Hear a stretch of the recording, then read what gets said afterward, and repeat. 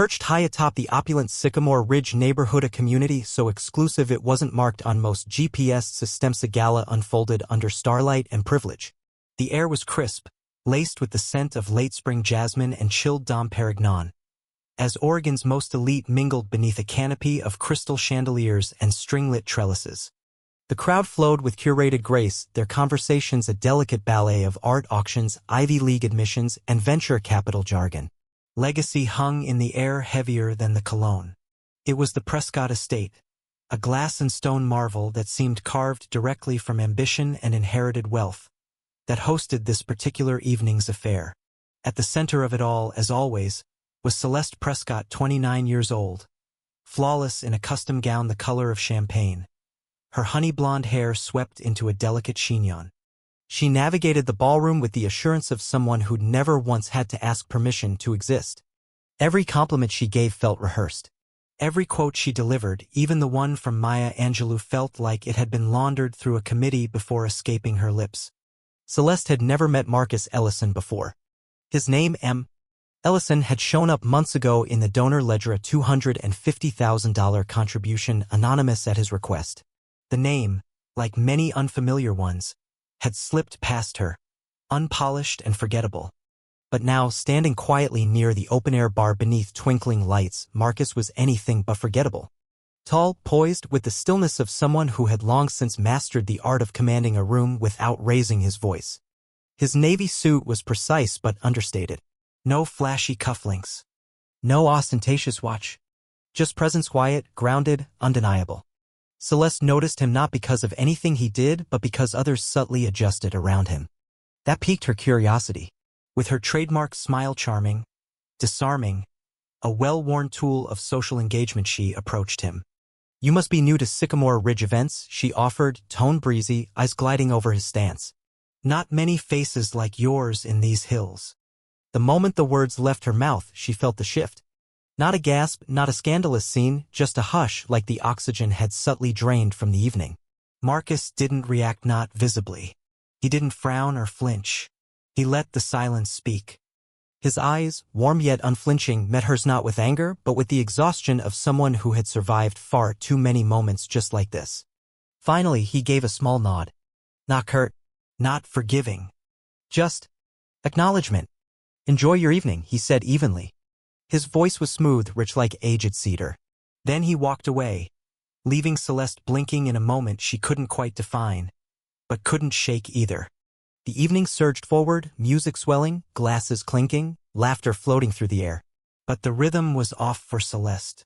She found herself distracted, her mind spiraling back to the man she had unintentionally diminished with a careless phrase. She didn't know his story, hadn't thought to. But something fundamental had shifted. Unbeknownst to her, a deeper shift stirred beneath Oregon's crust. Miles below Sycamore Ridge, a fault line groaned awake. It began with a murmur subtle enough to mistake for the vibration of bass or the tremble of too many champagne flutes. But then came the jolt, sharp, violent, unignorable. The chandeliers above the ballroom screamed in discord, glasses shattered, and the very ground seemed to lurch with vengeance. People screamed. The orchestra cut off mid-measure. The power blinked out, plunging the estate into red-lit emergency chaos. Celeste barely registered the collapse as she fled down a side hallway toward the gallery wing. Her heels skidded against marble. A beam crashed down behind her. Panic clawed at her throat. She ducked into the gallery, thinking she might be safe. But the quake had other plans. The floor split beneath her like torn paper. She crashed against a pedestal, screamed, and then the ceiling came down. When the dust settled, she couldn't move. Her legs were pinned. The air was thick with plaster and the metallic sting of broken wiring. Darkness settled over her like a second skin. She was trapped. Alone. Vulnerable in a way she had never been before. Then footsteps. Measured. Calm. Deliberate. Celeste. His voice. Marcus. Her heart lurched, caught between disbelief and hope. "Here," she gasped. A beam of light cut through the haze. He crouched near her, flashlight in hand, his eyes scanning the wreckage like a builder examining a blueprint.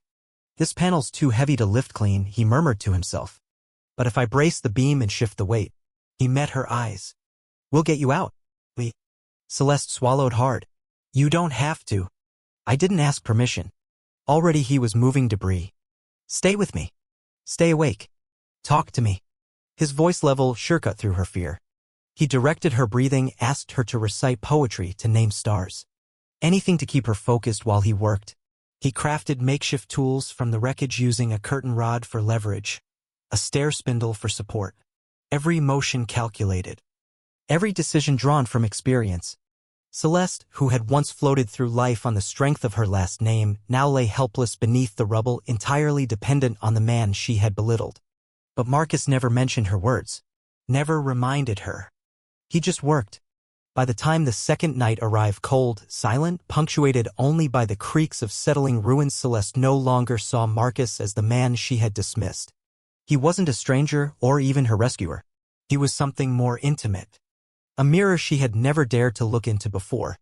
And she finally asked, "Why did you come back for me?" He didn't answer right away. Just kept binding her leg with torn drapes. "Because someone once came back for me." And then he told her about East Oakland. About a mother who worked 3 jobs. About teachers who saw his brilliance through the lens of bias. About dreams built 1 brick at a time. Celeste listened. Really listened. And what she heard cracked her open more thoroughly than any earthquake ever could. She admitted her ignorance. Her assumptions. Her blindness. "I thought I understood. But I didn't." Marcus let the silence sit for a while before saying, "Most people don't know what they carry inside until something cracks them open. I think this cracked me. Then maybe something useful can grow from it." And something did. When rescue finally arrived days later, led by a rhythmic tapping Marcus had created using a broken pipe and a steel support, they were found side by side, soot-covered but alive. Celeste was airlifted to a hospital. Her injuries were serious but not fatal. Marcus refused attention until she was safe. The story made headlines, "Miracle in the Gallery," the papers called it. But no one knew the real story. Not yet. In the weeks that followed, Celeste said nothing to the press. She didn't bask in the glory. She asked for books instead about race, inequality, erasure. She watched footage of the earthquake, not to relive the disaster, but to remind herself what had been built on illusion and what might now rise from its ashes. Marcus, as expected, stayed out of the spotlight. He quietly funded mobile shelters, helped contractors get back on their feet, and expanded a program he had long nurtured, the Ellison Foundation for Structural Equity. Celeste reemerged quietly, not at a press conference, but at a modest community center in Eastwood. She wore a brace. No makeup. No media. "I always thought I was open-minded," she told the room. "But I confused performance with truth. And someone I barely knew saved me anyway." Marcus sat in the back, quiet, observing. She didn't call him out. She didn't need to. In the years that followed, she never returned to the cocktail circuits of old. She gave away power strategically. Invested in schools she once deemed unfixable. Mentored young women who didn't look like her, but recognized her transformation. And Marcus? He kept building. He renamed his initiative. Quietly. The Ellison Project. No logo, just blueprints and beams. Structures that held dignity, not just weight. They crossed paths again, naturally, in a bookstore. At a mural unveiling. At a grant review board. Once, beneath the unfinished mural, she asked, "Do you ever wish it hadn't happened?" Marcus looked out at the cranes rebuilding the skyline. "I wish no one had to hurt to learn," he said. "But pain's the teacher we pay attention to." Celeste nodded. "Then I'll keep listening." And she did. She never told the story like a legend. She never made herself the hero. Because she wasn't. She was just someone who had finally learned to see. And he was the one who showed her how. Without preaching. Without glory. Not every miracle is survival. Sometimes it's what you become after.